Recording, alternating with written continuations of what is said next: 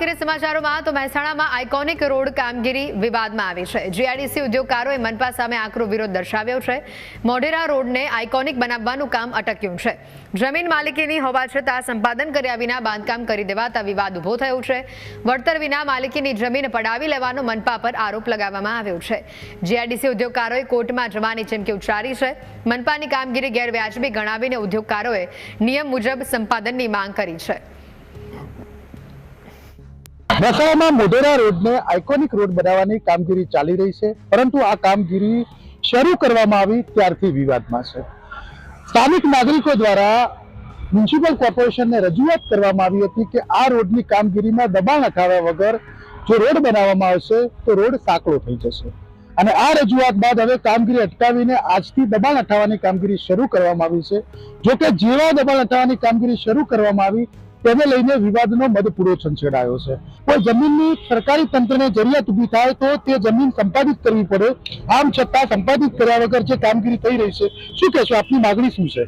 અમે પહેલા જીઆઈડીસી ને પણ ટેક્સ આપીએ છીએ, અમે મહાનગરપાલિકાનો પણ ટેક્સ આપીએ છીએ, જીઆઈડીસી ના ઇન્ફ્રાસ્ટ્રક્ચર ડેવલપમેન્ટમાં રોડ બનાવવા માટે પણ અમે એમને પૈસા આપીએ છીએ। તો અમે તો ધંધો કરીએ કે પછી આ બધી ઉલઝનમાં ઉલટાયેલા રહીએ અને પછી મોદી સાહેબનું એમ કહેવું છે કે ભાઈ આ બધી કંપનીઓ કેમ નહીં ચાલતી, એના કારણો જોવા જઈએ તો અમારો સમય અને નાણાં આની પાછળ ખૂબ વેડફાતા હોય છે। તો એ સત્તાધીશોએ ધ્યાનમાં રાખવું જોઈએ। અમે પણ એમની જોડેથી એટલા જ સહકારની અપેક્ષા રાખીએ છીએ। અમને શાંતિથી ધંધો કરવામાં રસ છે, આ બધી ઉલઝાનમાં અમને કોઈ રસ નથી, એટલે અમને ન્યાય મળે એવી અમે નમ્ર વિનંતી કરીએ છીએ।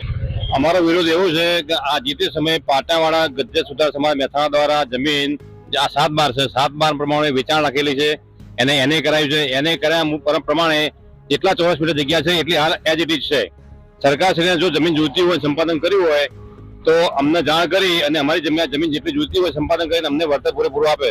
સરકારના નિયમ મુજબ એમને વળતર આપવું જ પડે, નહીં આપે તો પછી અમે હાઈકોર્ટના રસ્તે ઉપયોગ કરીશું। અન્ય ઉદ્યોગકારો પણ છે, જે રીતે આખું જે મનસ્વીપણે આ કામગીરી થઈ રહી છે એવો આક્ષેપ છે, કેવા પ્રકારે કામગીરી થઈ રહી છે?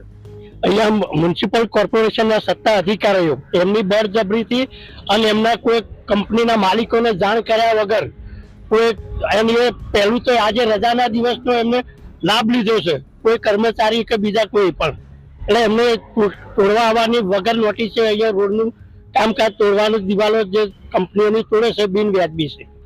એક જ વસ્તુ કે જે બી કામ કરે, જે બી તોડફોડ કરે એ કાનૂની રીતે કરે અને જે બી ઉદ્યોગ, જે બી કંપનીના માલિકો છે એમને જે બી વળતર થતું હોય એ આજના રેટ પ્રમાણે જે બી વળતર થતું હોય એ એમને ચૂકવી આપે અને પછી જમીનનું સંપાદન કરીને કાનૂની રીતે જમીનનું સંપાદન કરે અને પછી એમને જે કાર્યવાહી થતી હોય એ કરે।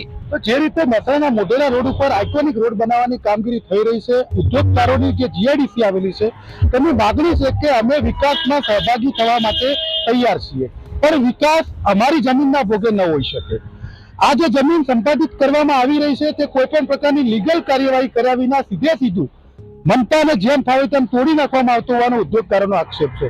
પહેલેથી આ રોડ વિવાદમાં રહ્યો છે। પહેલા દબાણ હટાવ્યા વિના રોડની કામગીરી શરૂ કરવામાં આવી અને હવે જમીન સંપાદિત કર્યા વિના મરજી મુજબ દબાણો તોડવાનો આક્ષેપ થયો છે, ત્યારે આ મામલો હવે મહેસાણામાં ચર્ચાસ્પદ બન્યો છે। જોકે ઉદ્યોગકારોનું કહેવું છે કે જો તેમની માગણી નહીં સંતોષાય તો આગામી સમયમાં આ મામલે તેઓ કોર્ટમાં પણ જઈ શકે છે।